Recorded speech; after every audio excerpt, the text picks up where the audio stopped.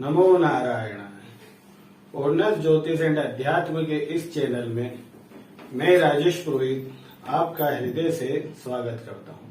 मेरे प्यारे मित्रों, इसके पूर्व वाले वीडियो में हमने अग्नि तत्व प्रधान राशियों के बारे में जाना था।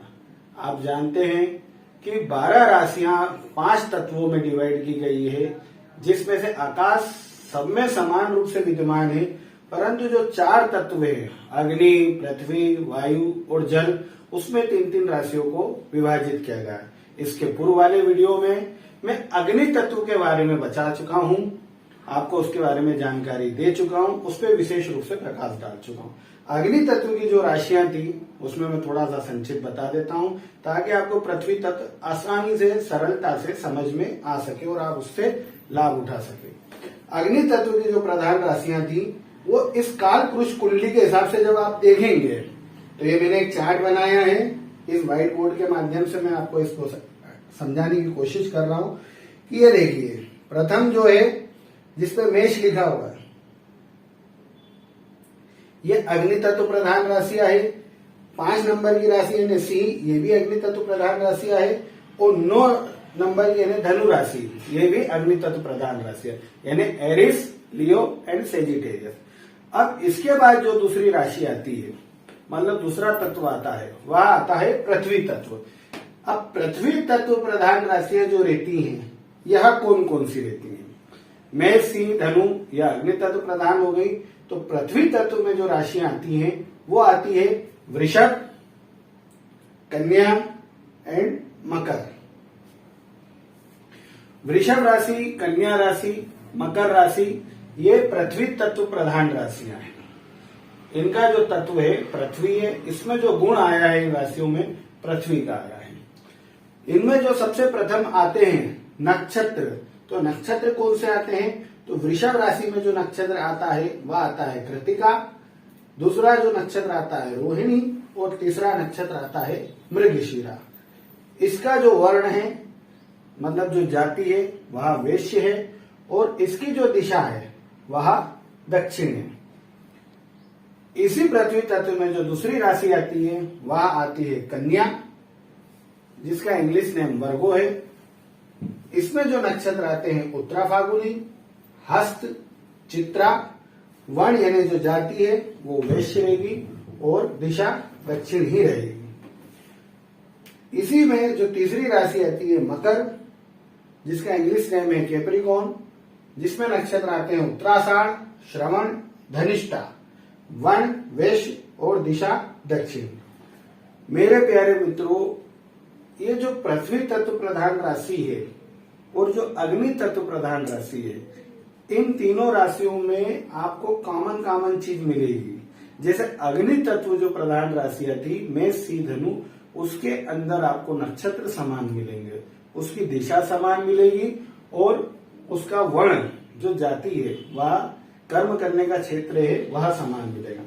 उसी प्रकार से जो पृथ्वी तत्व प्रधान राशियां हैं, जो वृषभ है, कन्या है, मकर है, इनमें भी तीनों में समानता है। इसी समानता को आपको समझना है मित्रों। अगर आप ये समानता समझ लोगे तो आप किसी भी व्यक्ति की, किसी भी जातक की कुंडली बहुत आसानी से, सरलता से, स्पष्टता से, सूक्ष्मता से, दूरदर्शिता से उसका फलित कर सकते हो, उसका फलादेश कर सकते हो और उसे लाभान्वित कर सकते हो, उसकी हानि को रोक सकते हो। वो अपना मित्र भी हो सकता है, अपना पड़ोसी भी हो सकता है, अपना रिश्तेदार भी हो सकता है, घर परिवार का सदस्य भी हो सकता है, या कोई अनजान शख्स भी हो सकता है।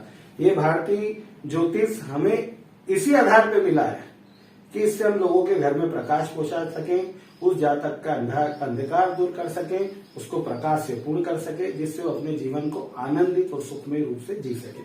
अब देखिए, वृषभ, कन्या और मकर, ये तीनों पृथ्वी तत्व की राशि हैं। इनमें एक चीज समान आ गई, पहली तत्व, पृथ्वी तत्व, ये आपको क्लियर हो गया।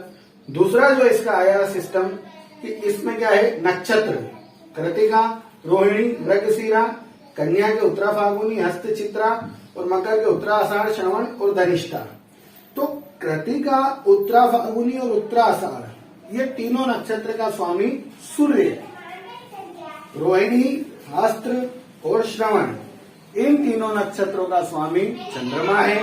और मृगशिरा, चित्रा और धनिष्ठा, इन नक्षत्रों का स्वामी मंगल है।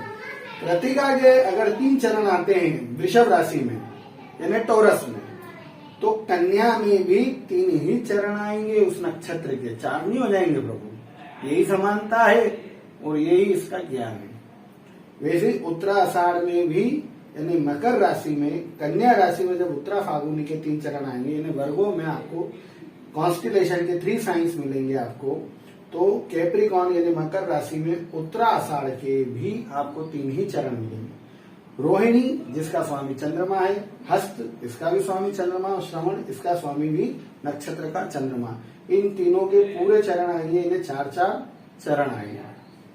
और मंगल यानी मृगशिरा, चित्रा और धनिष्ठा, इनके 2-2 चरण आएंगे। तो 3 और 4 7, 7 और 2 9, इस प्रकार से 9 चरण कंप्लीट होते हैं।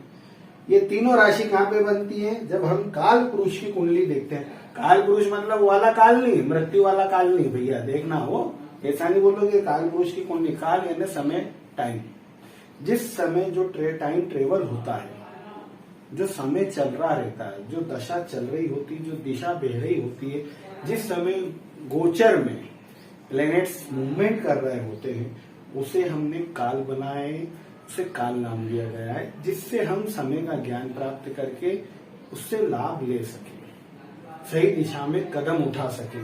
तो इसलिए इसका नाम है काल पुरुष कुंडली, यानी आप कह सकते हो टाइम एंड जोडेक। ठीक है। अब इसमें 12 भाव रहते हैं, तो 1, 5 और 9 ये अग्नि तत्व प्रधान होगा, यानी मेष, सिंह और धनु, एरिस, लियो एंड सेजिटेरियस। तो पृथ्वी तत्व में कौन सी आएगी? इसी के 2nd नंबर पे, 2nd, 6th एंड 9th, यानी दूसरा भाव वृषभ राशि, छठी कन्या राशि और धनु राशि, ये पृथ्वी तत्व है काल पुरुष में। अब काल पुरुष में यदि आप पृथ्वी तत्व पहचानना चाहोगे तो ये चौगड़िया को ध्यान रखना, इस जोड़ेक को ध्यान रखना। ये जो भचक्र बनाया है मैंने, ये जो जन्म कुंडली का इसमें ये बनाया है, इसमें आप समझ जाओगे कि ये पृथ्वी तत्व कहां पर आते हैं। तो आप समझ जा चुके होंगे कि यार अग्नि तत्व और पृथ्वी तत्व इन तीनों में क्या समानता। अब देखिए, अग्नि तत्व के खाते में 3 राशियां, मेष, धनु, और पृथ्वी तत्व के खाते में 3 राशियां आई, जिसका नाम है वृषभ, कन्या और धनु। अब इनमें एक और समानता और आती है पृथ्वी तत्व के अंदर कि इसकी जो जाति है वैश्य पाई गई है।